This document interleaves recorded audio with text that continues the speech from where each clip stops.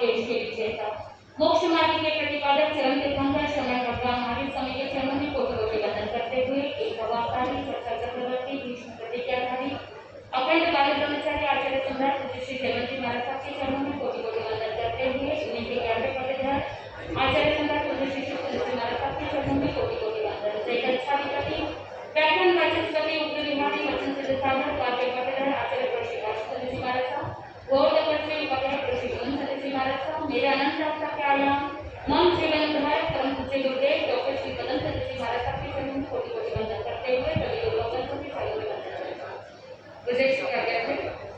जिस तरह से मैंने अपने गुरु को याद किया, व्हाट डिड आई डू, क्या किया मैंने अपने गुरु को याद किया, क्योंकि हम आज जो कुछ भी है किसकी वजह से है।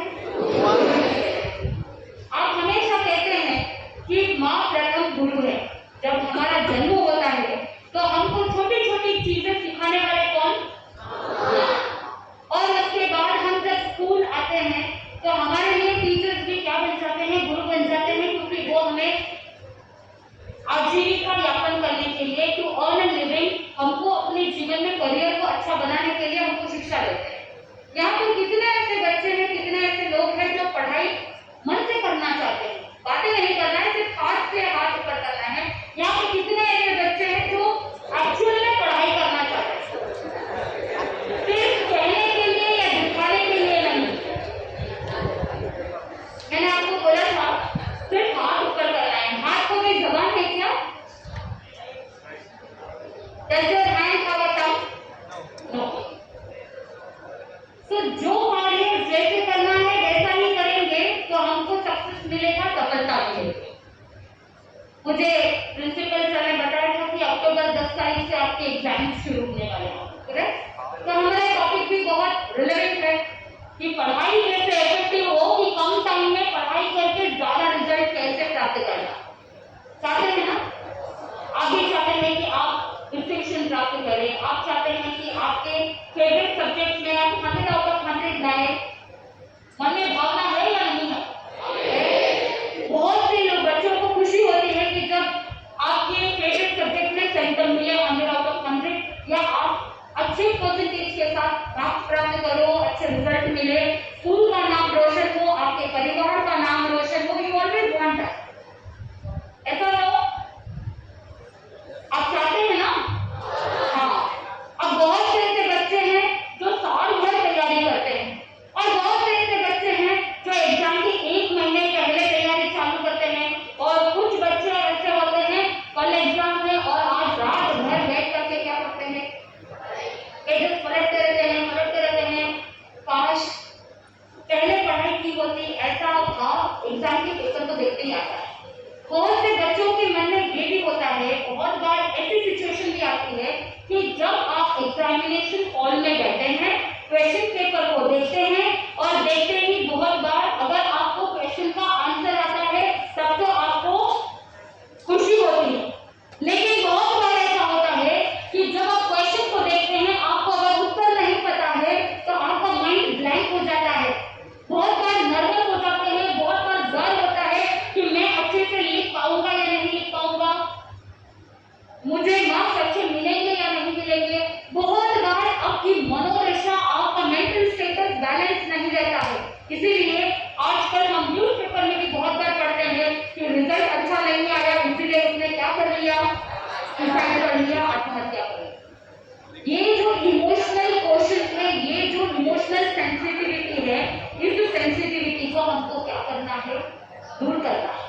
आज हम आपको कुछ ऐसे टिप्स बताएंगे कि कम समय में पढ़ाई करके ज्यादा लाभ कैसे प्राप्त करना।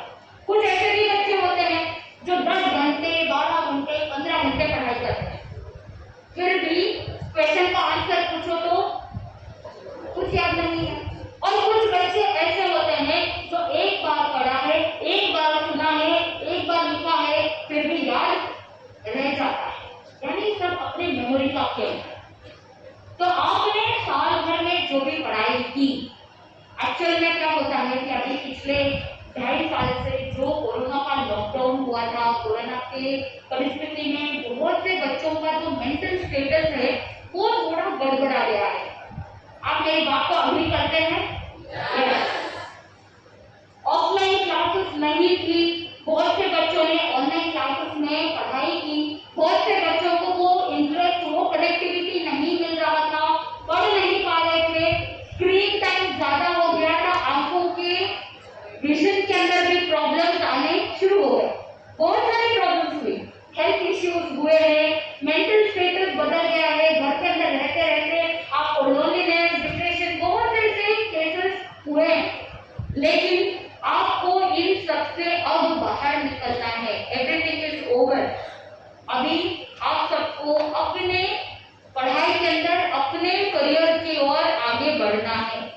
क्या आप इसके लिए तैयार हैं? यस।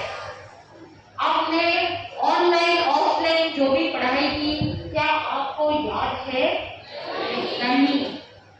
कैसे याद रखना? आज हम आपको कुछ ऐसे ऐसे टिप्स बताएंगे जिसके माध्यम से आप जो पढ़ेंगे, जो लिखेंगे, जो लेक्चर सुनेंगे, वो सब आपको क्या होगा? याद रहेगा। सबसे पहली बात, आपको पॉजिटिव सोचना है।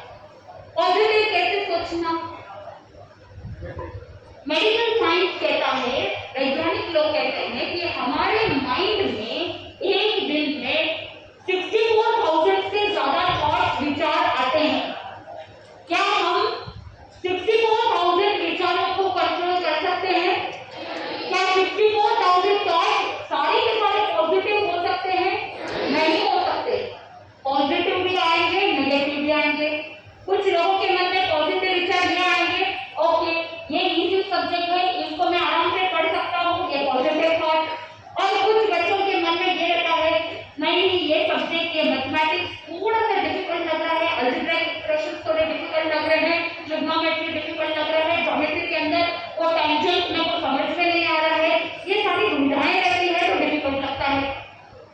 तो कुछ चीजें इजी लगती है, कुछ चीजें डिफिकल्ट लगती है, कुछ चीजों में आप पॉजिटिव रहते हैं और कुछ चीजों में आप नेगेटिव हो जाते हैं।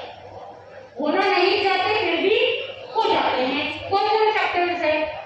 जिस एनवायरनमेंट में, जिस माहौल में आप रहते हैं, चाहे घर का एनवायरनमेंट हो, चाहे स्कूल का एनवायरनमेंट हो, चाहे आपका फ्रेंड सर्कल हो, चाहे आपको डिस्ट्रैक्ट करने के लिए, आपकी पढ़ाई से आपको डिविएट करने के लिए बहुत सारे दूसरी चीजें बहुत है, चाहे वो टीवी हो, मोबाइल हो, मीडिया हो, सोशल मीडिया हो, Facebook, Twitter, WhatsApp, you name it and you have it. बहुत सारी चीजें जो आपको डिस्ट्रैक्ट करती है। लेकिन हमको अपने आप को किस विचार के लिए, किस थॉट के लिए फोकस करना है, वो हमारे ऊपर डिपेंड करता है। आपकी सक्सेस, आपकी सफलता, आपका माइंड पावर आपके ऊपर निर्धारित करता है। हर एक का ब्रेन एक जैसा है। आप कौन सी क्लास में ब्रेन का स्ट्रक्चर पढ़ते हैं? ह्यूमन बॉडी पढ़ते हैं ना, बायोलॉजी में, जीव विज्ञान में आप ह्यूमन ब्रेन को पढ़ते हैं, पूरी बॉडी की फिजियोलॉजी को पढ़ते हैं कि ब्रेन यहाँ पर है। तो ब्रेन के अंदर ग्रे मैटर, व्हाइट मैटर सबका सेम है। जितनी बॉडी के अंदर नर्वस सिस्टम के अंदर नसें जितनी आपकी ब्रेन में है, उतने ही बाकी सब में है। कोई डिफरेंस है क्या? नहीं। आपको कोई एक्स्ट्रा नर्व या दूसरों को एक्स्ट्रा नर्व मिलेंगे क्या? नहीं। सबका नर्वस सिस्टम एक है, सबकी बॉडी में खून कैसा दौड़ता है? एक जैसा, ब्लड इज रेड। सबकी बॉडी में ब्लड क्या है? रेड है। तो सबसे पहला ये नेगेटिव थॉट माइंड से हटा देना है कि मुझसे नहीं होता है, मुझे याद नहीं रहता है, मैं नहीं कर सकता हूँ, मुझसे पॉसिबल नहीं है। ये जितने भी नहीं नेगेशंस है, उन सबको क्या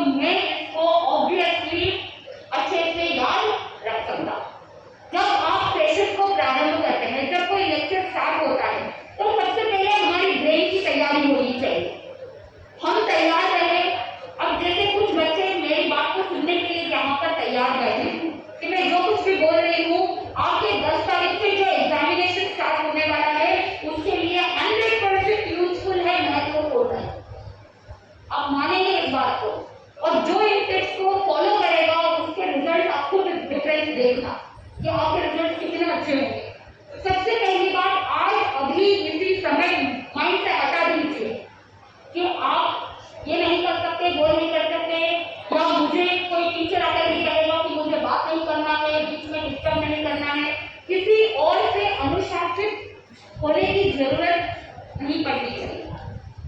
जब हम स्वयं अनुशासित रहते हैं तो हमको दंडों से अनुशासित नहीं होना पड़ेगा। करेक्ट है ना? अगर हम स्वयं अपने अनुशासन में रहते हैं तो ना ही टीचर से हमको अनुशासित होना पड़ेगा, ना ही डंडे की भाषा को हमको समझने की जरूरत पड़ेगी। तो इसलिए सबसे पहली बात आपको ये सारी नेगेटिविटी हटाना है। तो अब हमारा प्रश्न ये था कि 64,000 विचार माइंड में आते रहते हैं, जाते रहते हैं, तो इसमें पॉजिटिव कौन से रहेंगे, नेगेटिव कौन से रहेंगे, कैसे फोकस करें? मैं अपने गुरु से मैंने ये बात पूछी थी, तो साइंस कहता है कि हमारे माइंड में इतने थॉट्स आते हैं हजारों विचारों में से, मुझे पॉजिटिव कैसे रहना है? सब लोग कहते हैं बी पॉजिटिव, बी पॉजिटिव। मैं कैसे रहूं? अपनी पढ़ाई में फोकस कैसे रखना, अपने जीवन में फोकस कैसे रखना? तो उस समय गुरुदेव ने मुझे एक एग्जाम्पल बताया था कि जब आप कोई ट्रैवल करते हैं, मान लीजिए कि आप ट्रेन से ट्रैवल करके आप आए, आप जलगांव से पुणे जा रहे हैं, क्या कर रहे हैं? आपके आसपास में वातावरण में कौन क्या कर रहा है उस तरफ ध्यान देने की जरूरत है क्या? आपका फोकस किधर?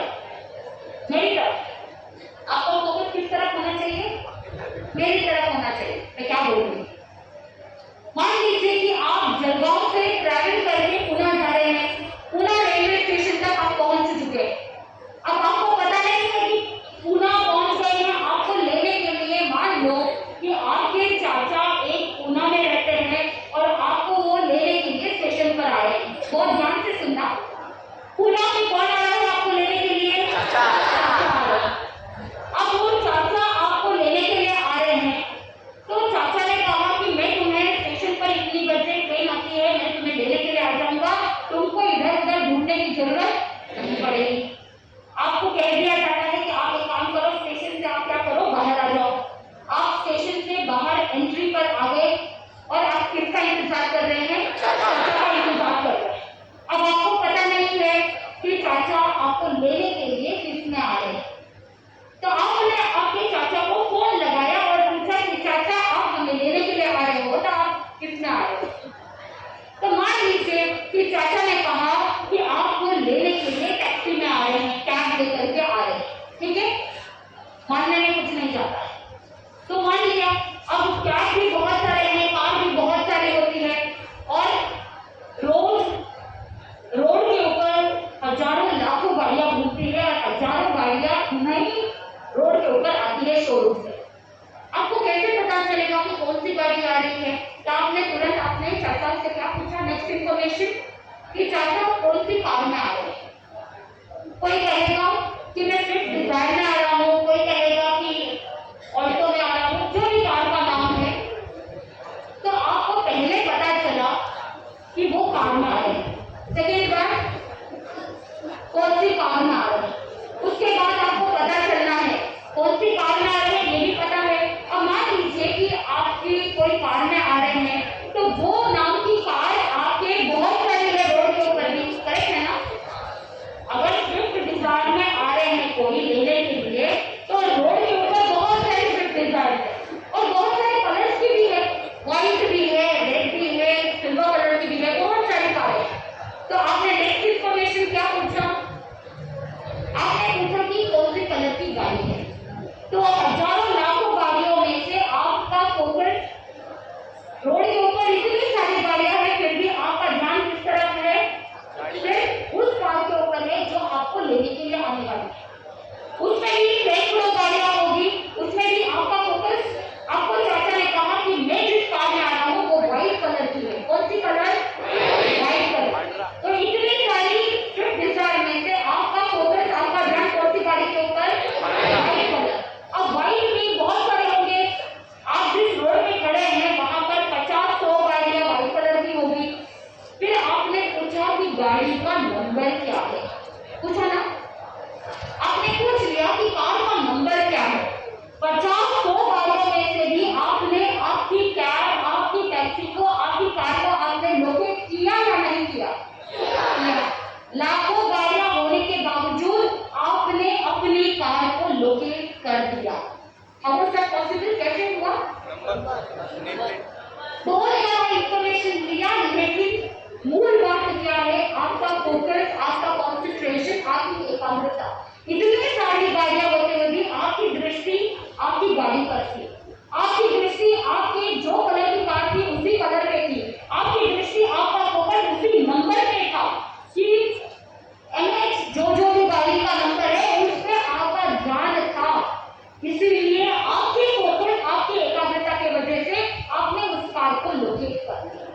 ठीक वैसे ही हमारे मन के अंदर हजारों विचार आते हैं, किसके विचार पर फोकस करना है, कौन से सब्जेक्ट पर फोकस करना है, वो किसके ऊपर निर्धारित करता है? आपके ऊपर।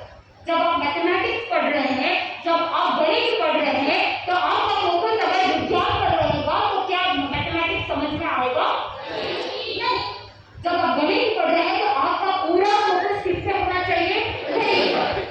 अगर आप मान लीजिए गणित पढ़ते पढ़ते आपके मन में ख्याल आया कि आज क्रिकेट का T20 सीरीज चालू है, मुझे T20 सीरीज देखना है, तो क्या गणित दिमाग में आएगा? इसीलिए पहला टिप ये है कि आपको सारी नेगेटिविटीज हटाने के लिए आपको फोकस करना पड़ेगा। नेगेटिव विचार आएंगे, लेकिन उस पर ध्यान नहीं देना है। किस विचार पर ध्यान देना है? पॉजिटिव जो थॉट है। गणित पढ़ना मेरे लिए आसान है, जो सब्जेक्ट पढ़ते हैं उसके लिए आप ब्रेन में तैयारी रखें कि ये सब्जेक्ट पढ़ना मेरे लिए आसान है, मैं पढ़ सकूंगा और मैं जो पढ़ूंगा मुझे याद रहेगा, और मैंने जो पढ़ाई की है वो ही एग्जाम में आएगा। क्या आप अपनी ब्रेन की इतनी तैयारी रखते हैं? मैंने जो पढ़ा है, मैंने जो सुना है, मैंने जो लिखा है, सब याद रहेगा। अब से जब आप किताब खोलो, किताब खोल करके पढ़ना स्टार्ट करो, उससे पहले आप क्या करें? एक छोटा सा एक्सरसाइज। क्या करना है?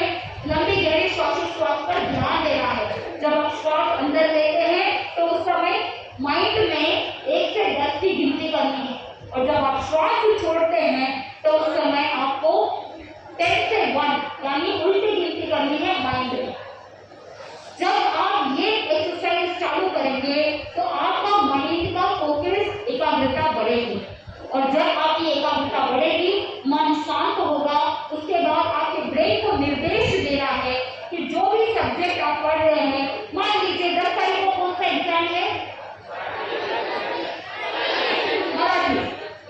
तो जब आप 10 तारीख के एग्जाम की तैयारी कर रहे हैं, आप पढ़ने के लिए बैठे हैं, मराठी की बुक आपके सामने है, आपने क्या कहा कि मराठी पढ़ना मेरे लिए आसान है, ये चैप्टर मैं पढ़ने के लिए बैठा हूँ, ये चैप्टर मैं पढ़ने के लिए बैठी हूँ, जो मैं पढ़ूंगी मुझे पूरा का पूरा याद रहेगा। I can do it, I will do it. मैं कर सकता हूँ और मैं करूँगा। क्या ये एक्सरसाइज, छोटी सी एक्सरसाइज कर सकते हैं पढ़ाई से पहले? यस, बहुत इजी है। पढ़ाई करना भी आसान है, उसको जीवन में उतारना भी आसान है, और अच्छा रिजल्ट लाना भी आसान है। अगर आप सोचो इजी है तो इजी हो जाएगा, और अगर आप डिफिकल्ट सोचो तो क्या हो जाएगा? तो सबसे पहला टिप है कि जो भी आपके मन में नेगेटिविटी थी, जो भी नेगेटिव थॉट्स थे, उन सबको क्या कर देना है? निकाल देना। उसके बाद जब आप पढ़ाई करने के लिए देखो तो ये सेकंड टिप, अपने ब्रेन को तैयार करना, उस सब्जेक्ट के लिए तैयार करना। और तीसरा टिप ये है कि जब आप पढ़ाई करने के लिए देखो तो हमेशा याद रखना कि एक समय में एक ही काम करना है। क्या करना है? एक समय में एक ही काम करना है। यानी पढ़ाई कर रहे हैं तो आपका पूरा ध्यान पढ़ाई, खाने के समय में खाना, पढ़ाई के समय में पढ़ाई, सोने के टाइम में सोना, खेलने के समय में खेलना, क्योंकि हमारे ब्रेन के लिए रिलैक्सेशन भी बहुत जरूरी है। मान लो कि कोई 24 आवर्स में 18 घंटे किसी ने पढ़ाई, 24 घंटे में से कितने घंटे पढ़ाई की? 12 घंटे। और पूरे दिन भर में मान लो कि आपने 3 टाइम भोजन किया, तो आधा घंटा, 1.5 घंटा खाने पीने के अंदर चला गया, तो 18 + 1.5 कितना हुआ? कितना हुआ? 18 और 1.5 कितना हुआ? 19.5। और उसके बाद मान लो कि एग्जाम है, एग्जाम का स्ट्रेस है, तो आपने 3-4 घंटे नींद निकाली। कितने हुए? 4 घंटे नींद। 19 + 4 23, और बचा कितना? हाफ। और आपकी जो बेसिक नेसेसिटीज है उसके लिए आधा घंटा।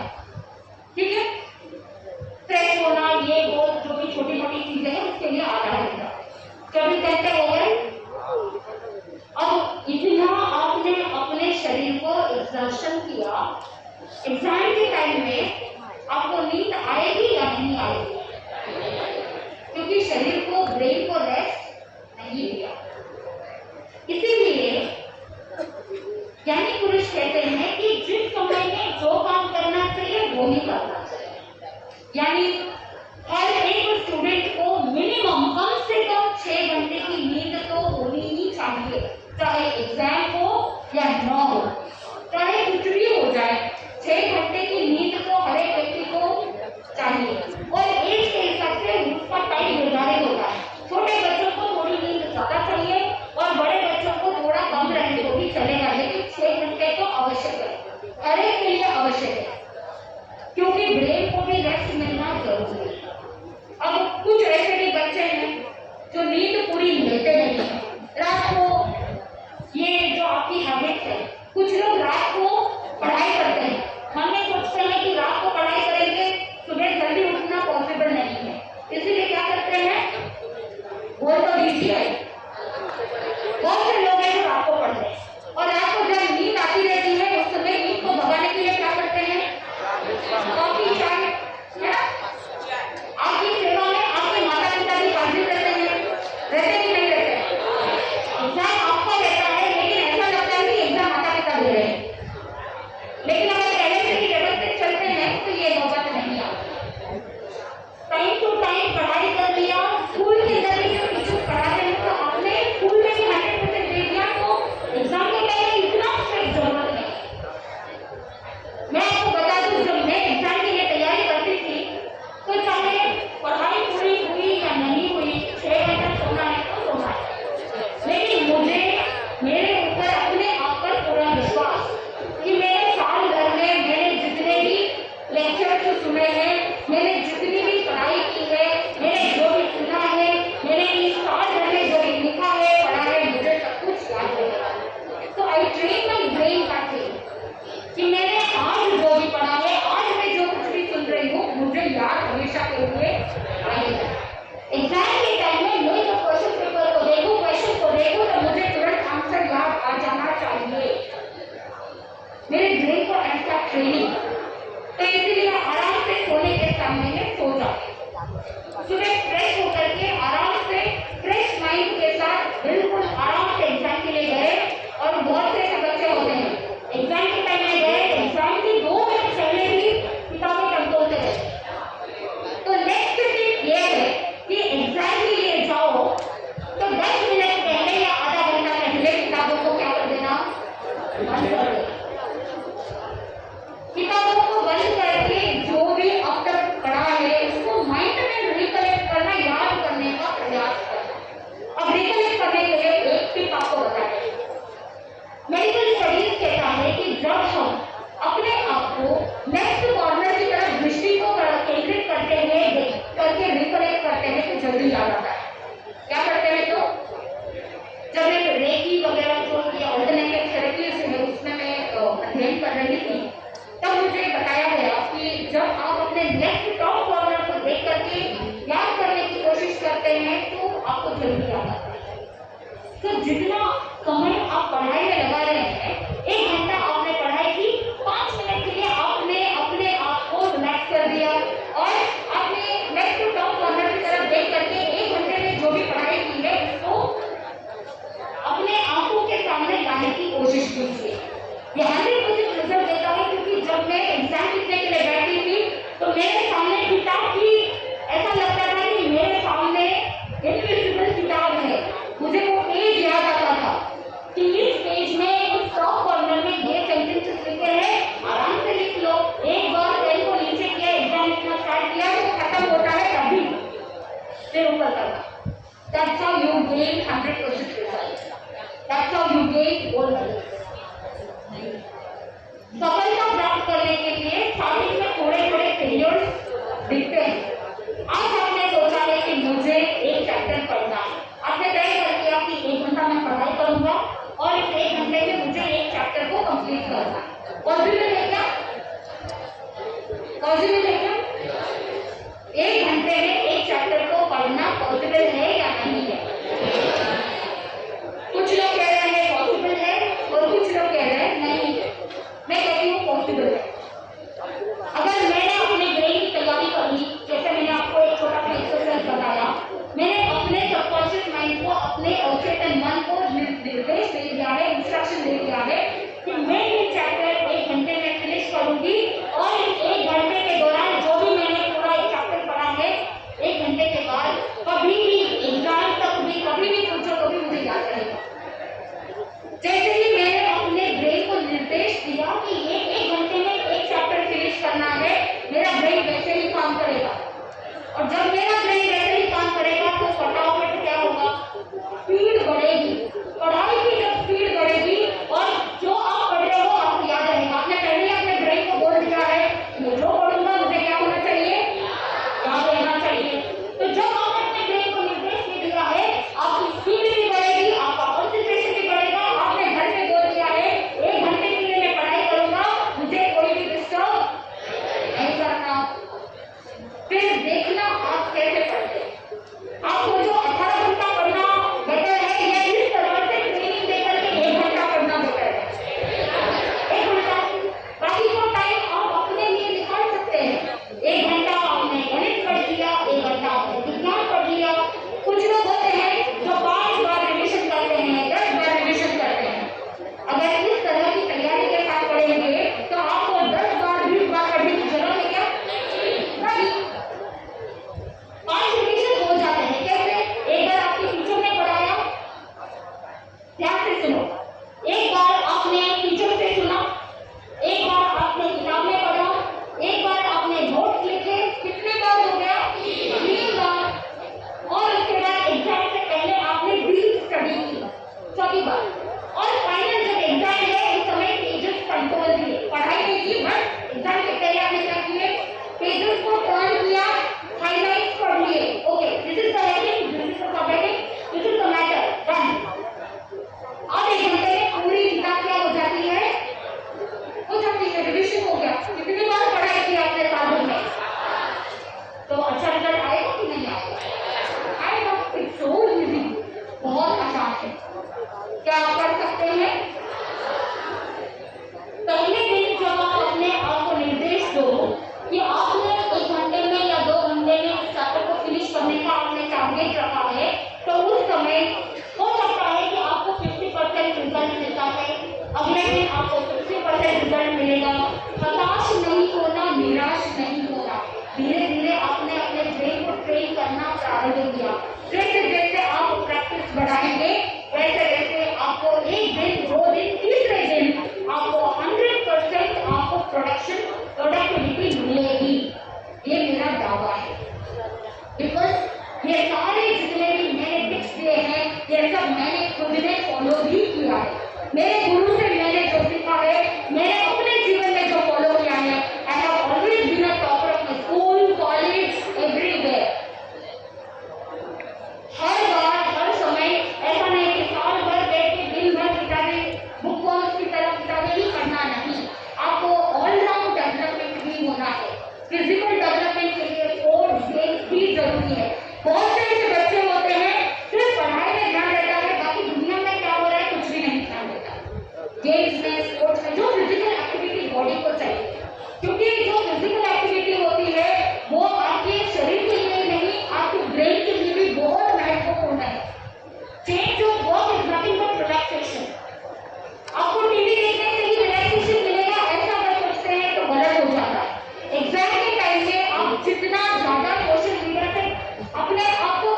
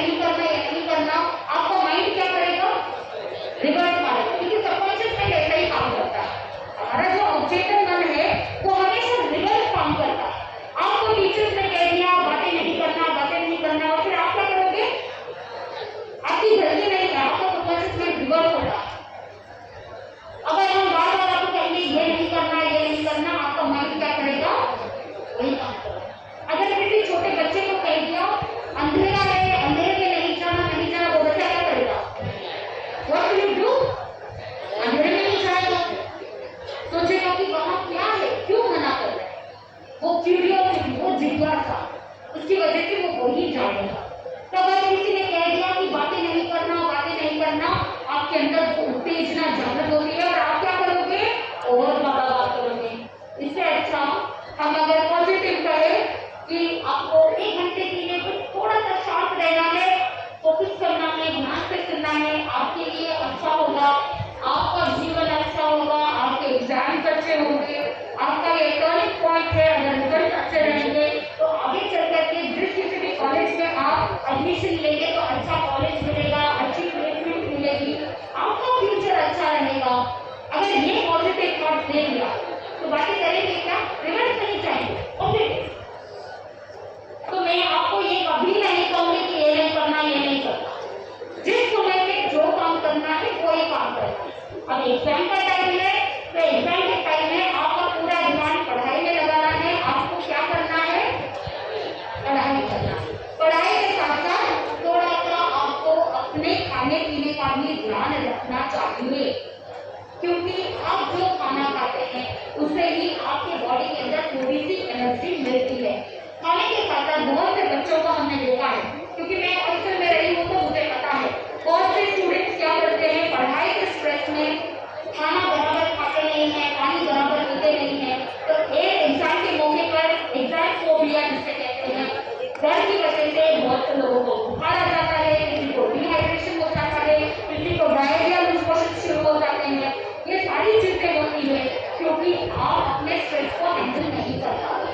तो इसलिए आपको मन में ये चिंतन करना है कि स्ट्रेस की कोई जगह नहीं है।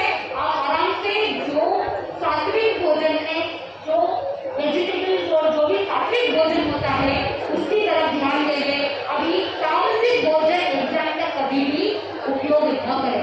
ऐसा भोजन जो आपको नींद दिलाए, जो तामसिक भोजन होता है, जो नॉन वेज वगैरह होता है, उन सबको क्या कर देना अभी एग्जाम तक हमेशा के लिए छोड़ देना तो सबसे बेस्ट है, क्योंकि हमारी बॉडी का जो स्ट्रक्चर है वो वेजिटेरियन फूड के लिए ही बना है। हमारे दांतों का स्ट्रक्चर जो है वो भी वैसा ही बना है जिससे हम वेजिटेरियन फूड को खा सकते हैं। और हमारा जो पेट है, हमारा जो डाइजेस्टिव सिस्टम है, हमारा जो इंटेस्टाइन है, आंखें हैं, वो भी वेजिटेरियन फूड के लिए ही सपोर्टेड है। तो इसीलिए आपको क्या करना है, ये ध्यान रखना है कि तामसिक भोजन से आप दूर रहे। ऐसे ऐसे भोजन जो आपको नींद की ओर ले जाए, लेजीनेस, आलस लाए, ऐसा भोजन नहीं करना है। और ज्यादा से ज्यादा पानी का ध्यान रखना है जिससे आपकी बॉडी हाइड्रेट हो, क्योंकि अगर ब्रेन को ऑक्सीजन बराबर पहुंचता रहेगा तो आपका ब्रेन सुपर फास्ट काम करेगा। और अगर आपने अपने ब्रेन को ऑक्सीजन नहीं पहुंचाया तो ब्रेन का काम क्या हो जाएगा, स्लो हो जाएगा। तो अगर आपका ब्रेन सुपर फास्ट काम करना है तो ब्रेन को ऑक्सीजन बराबर मिलना चाहिए, ब्रेन को ब्लड भी बराबर पहुंचता रहेगा, तभी आप व्यवस्थित जीवन में आगे बढ़ सकते हैं। तो ये सारी टिप्स आपको दिए हैं। आप अभी थोड़ी में क्या टाइम करो सर, आपके पास अभी सिर्फ 5 मिनट है। कितना है, 5 मिनट। लास्ट 5 मिनट मैंने 1 घंटे में या 45 मिनट्स में जो भी बोला है वो सब आपको याद है। स्टार्टिंग में मैंने बोला था अगर आप याद रखने के लिए अपने ब्रेन को कहोगे तो याद रखेगा। तो हम क्या करेंगे, जो मैंने एक्सरसाइज आपको बताया है वो हम करेंगे, प्रैक्टिकली करेंगे, you will see the result. सभी अपने आप को स्ट्रेट रखिए, बैकबोन स्ट्रेट, सीधा बैठिए, रीढ़ की हड्डी बिल्कुल सीधी, स्ट्रेट बैठो। आप सब नौजवान हैं या बूढ़े हैं? आर यू यंग और ओल्ड? जब आप जवान हैं तो सीधा बैठते हैं या नहीं बैठते? स्ट्रेट, सीधा बैठिए, कमर सीधी चाहिए, सीधा बैठो। आपकी लाइफ अगर सीधी चलनी है तो सीधा बैठो।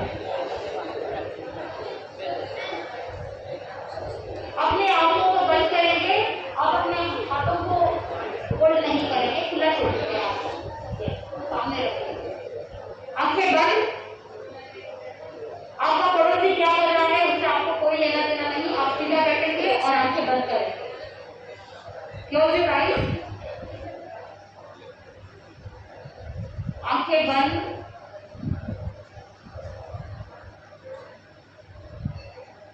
लंबी गहरी सांस अंदर लीजिए। जब तक मैं 1 to 10 काउंट करूंगी सांस लेना है। 1 2 3 4 5 6 7 8 9 10। सांस को छोड़िए। 10 9 7 8 7 6 5 4 3 2 1। लंबी गहरी श्वास अंदर, लंबी गहरी श्वास बाहर। धीरे धीरे आराम से श्वास लीजिए। इनहेल, श्वास अंदर, माइंड में काउंट कीजिए 1 to 10। श्वास को छोड़िए 10 to 1 काउंट कीजिए। आराम से श्वास के ऊपर ध्यान दीजिए, कैसे श्वास अंदर जा रही है बाहर जा रही है देखिए। लंबी गहरी श्वास अंदर, लंबी गहरी श्वास बाहर। Inhale deeply, exhale completely.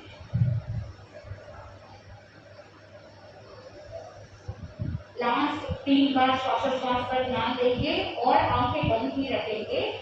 Inhale, लंबी गहरी श्वास अंदर, लंबी गहरी श्वास बाहर। कैसे श्वास अंदर जा रही है श्वास बाहर निकल रही है ऑब्जर्व कीजिए, देखिए ध्यान से, आंखें बंद रखिए।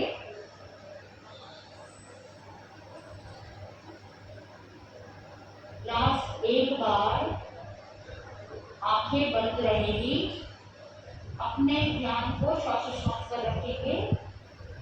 आपके बंद आंखों में आपके सामने आपके सारे सब्जेक्ट्स सामने दिखाई दे रहे हैं। मराठी, इंग्लिश, गणित, विज्ञान, सामाजिक विज्ञान, जो भी सब्जेक्ट्स हैं वो सारे सब्जेक्ट की किताबें आपके आंखों के सामने आ रही है। बंद आंखों से आपके आंखों के सामने सारे सब्जेक्ट की किताबें आपके सामने दिख रही है, देखिए। अपने ब्रेन को निर्देश देंगे, ये सारे सब्जेक्ट पढ़ना मेरे लिए आसान है। इन 15 दिनों में मैं ये सारे सब्जेक्ट जो भी मैं पढ़ूं मुझे सब कुछ याद रहेगा, मुझे सब कुछ याद बिल्कुल आराम से रहेगा। एग्जाम में सब कुछ याद आएगा। साल भर में मैंने इन सारे सब्जेक्ट के दौरान जो भी टीचर से सुना है, नोट्स लिखा है, पढ़ा है, सब कुछ एग्जाम के टाइम में जब मैं क्वेश्चन को देखूं मुझे सब याद आएगा। आपके सबकॉन्शियस माइंड में ये पॉजिटिव थॉट्स हम फील कर रहे हैं। आप अपने आप से कहिए, पढ़ाई करना मेरे लिए आसान है। It is very easy to learn. Learning is easy for me, remembering is easy for me. याद रखना मेरे लिए आसान है। जो भी पढ़ूं, लिखूं, सुनूं, पढ़ाई के रिलेटेड वो सब मुझे याद रहेगा। जितने भी नेगेटिव थॉट्स, स्ट्रेस, टेंशन सब बाहर निकल रहा है। आपके अंदर एक पॉजिटिव एनर्जी, पॉजिटिव थॉट आ चुका है। 15 दिन एग्जाम के लिए है, आप पूरी तैयारी करेंगे। आपके एग्जाम बहुत अच्छे होंगे, बिल्कुल अच्छे होंगे। It is so easy to write all the exam. सारी पढ़ाई करना, एग्जाम लिखना, सब कुछ आसान है। आपकी एनर्जी बॉडी की बिल्कुल बनी रहेगी। आप आराम से स्वस्थता के साथ पढ़ाई करेंगे, आप स्वस्थ रहेंगे।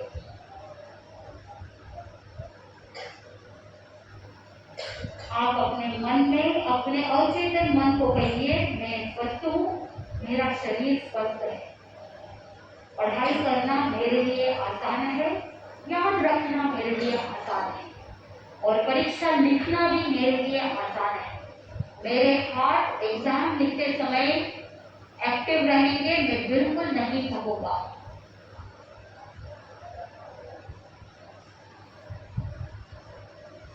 आपके अंदर एकदम पॉजिटिविटी आ रही है। उस पॉजिटिविटी को आप अपने भीतर लाएंगे। जिस समय जो कार्य करना है उसके लिए आप बिल्कुल तैयार है। पढ़ाई के समय में पढ़ाई, खाने के टाइम में खाना, खेलने के समय में खेलना और सोने के समय में सोना। आपका पूरा शेड्यूल टाइम टेबल बिल्कुल फिक्स है। आपका जीवन बिल्कुल संतुलित होगा, आपकी पढ़ाई बिल्कुल संतुलित होगी, आपका माइंड पावर बढ़ रहा है। अपने आप को बिल्कुल संतुलित होते हुए देखिए। I can do it, I will do it. मैं कर सकता हूँ और मैं करूँगा।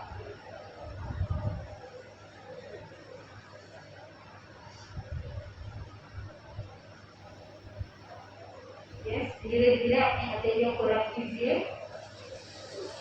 अपने आंखों के ऊपर रखेंगे, आंखें बंद रहेगी। अपनी हथेलियों को आंखों के ऊपर रखिए, आंखें बंद रहेगी। धीरे धीरे आंखों को खोलते हुए अपनी हथेलियों को देखिए। हथेली आंखों के ऊपर ही रहेगी, हथेली को देखिए। स्लोली ओपन योर आईज, हथेली को बाहर, हथेली को निकाल दीजिए। आप सबको आपकी परीक्षा के लिए ऑल द बेस्ट। अच्छे से पढ़ाई करना।